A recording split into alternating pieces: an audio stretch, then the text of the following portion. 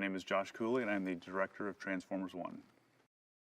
We looked at the original designs from G1 back in the first Transformers generation, and which I love watching growing up, and so we started there. And when we were designing the characters into 3D, the thing that was important to me was that it felt believable. We weren't going for super realistic, like the live action ones, which have to feel that way because you're in a real world. We have an opportunity to do something totally different with this film, being on Cybertron, which is all made of metal, and in space, no humans. So it needed to have something that just felt different from what we've seen. In fact, I think Transformers 1 takes place millions of years before Earth even exists. So we are early on the timeline for Transformers, and earlier than we've ever seen on screen before.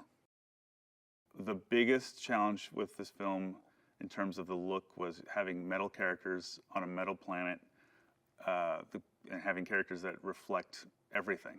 So there's light everywhere, there's lens flares that naturally pop up just because that's what the real world lighting would be. So it's been difficult. We'd have to actually pull back on things and remove what would be naturally created using the camera.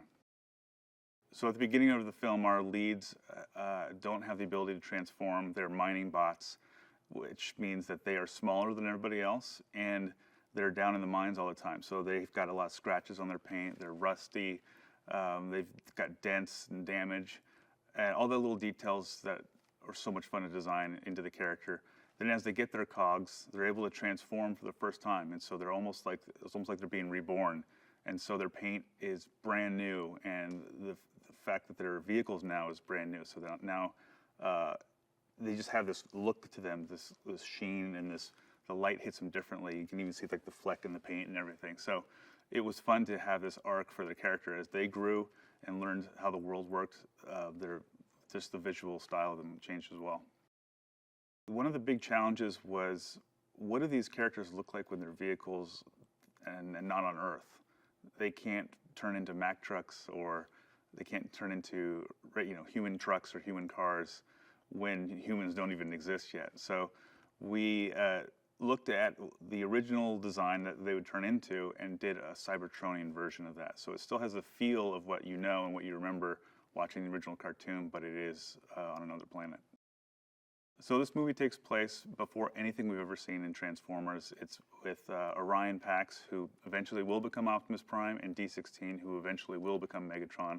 And we're seeing them when they were friends, before they became enemies. And we get to see what life was like on Cybertron before it died and fell apart, and before the war on Cybertron. It was fun to create these characters, or think of these characters as being their early versions of themselves. And so with Optimus, we've always seen him as being this big, heroic, stoic figure, and he will eventually become that. But it was fun to show him a little bit younger, have a little bit more of a younger attitude, a little more just shooting from the hip, a little more fun. And Megatron kind of being the opposite, which is he's following the rules, and having the two of them rub against each other was really, really fun to play with.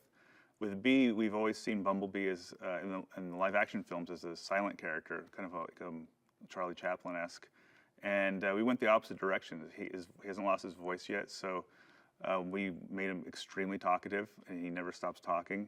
And the perfect person to pair him up with is Alita, who doesn't take any guff from anybody. And so you've got these great pairs of characters that really play off each other well, and then together, both pairs play together as a foursome.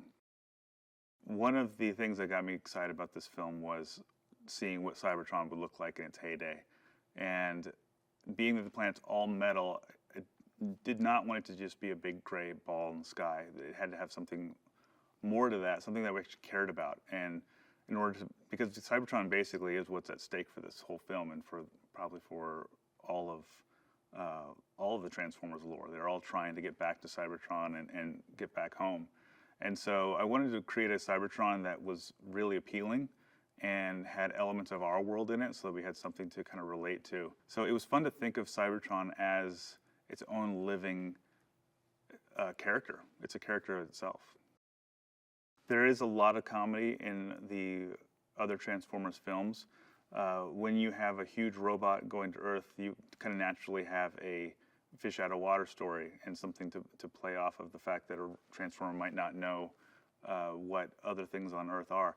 We didn't have Earth. We just had Cybertron and our characters. So we couldn't do the same type of comedy, and we really leaned into the characters and just their types of characters. What do they know? What do they not know? There's always a lot of fun with characters just not knowing how things work, and then just pairing them up with other characters that do know how things work and don't want to give the other ones the time of day. So it all came out of the characters, what felt right for the moment in terms of them and not just the situation that they're in. It's Transformers. It needed to have a great cast. That was kind of, we all knew that right out the gate. And a lot of the comedy from Optimus comes from Chris Hemsworth. He is very funny. He riffed a lot of the kind of attitude and looseness of Orion Pax.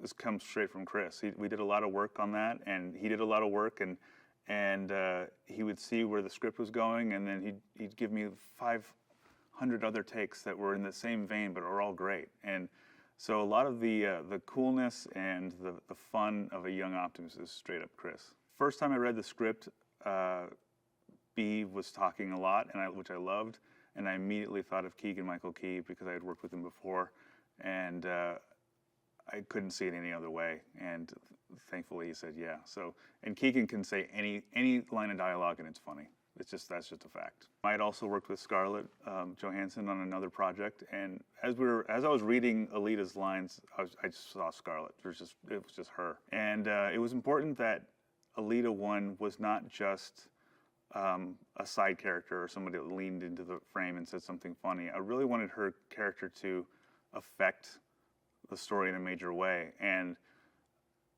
Orion can only become Optimus with her support and with her guidance, and that was something that I talked about with Scarlett, and she really loved, and Chris loved it as well, and it was like, let's make this a real group effort. With Megatron, I wanted to have a Megatron that's not just a bad guy the whole time. Obviously, he needs to be friends with Optimus or with Orion, so it was important to get somebody who could play the evil stuff, but then could also go the complete opposite way and play somebody who's extremely likable, somebody you want to hang around with, someone you want to be friends with, and all of those are Tyree Henry. He is all of that. What does a director do in animation? This is the big question. The difference is, everybody's seen kind of a live action shoot, meaning you get a camera, you point it at something, and you get a picture of it. You're pointing a camera at me right now, you get my jacket, you get my shirt, you get my facing glasses, you get the pores in my skin. If we were to do this in animation, we design all of that, all the way, everything down to the pores, down to the cracks in the ground, down to the style of pants that somebody's wearing. Everything is designed, and everything has to be created, which means there's a million questions every single day. How big are the pants? What kind of material are they made of? Is it shiny material? Is it not shiny?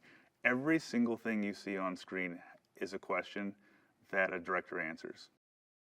My favorite part of making this movie, as well as any movie, is the crew. The crew that I get to work with are so talented. They surprise me every single day. And that's the joy of being a director, is being able to see all these little pieces that are being made all in different areas of the film. And then in my head, I can see how they're all coming together. And then that's what's on the screen. So I love working with all these talented people. They're a lot of fun, and they're like a second family. I love the score of this movie. Brian Tyler is a genius, and he's created something here that it is from another world, which is what I talked to him about early on. I just said I want it to feel like it's the coolest music you've ever heard from another planet, and he somehow did that, and I love it. I cannot wait for everybody to hear it. My hope from day one was that this is a Transformers film that has the spirit and the feeling of what you had watching the original cartoon as a kid. So really hitting the nostalgia of it, but in a new way that you've never seen before. And telling a story with these characters that makes you laugh, makes you fear for them. It's exciting, but also is emotional as well. I'm really hoping that the audience is surprised by the emotion in this film, by the new type of action, by the look of it, by the feeling that they're feeling the nostalgia they had for Transformers when they were younger.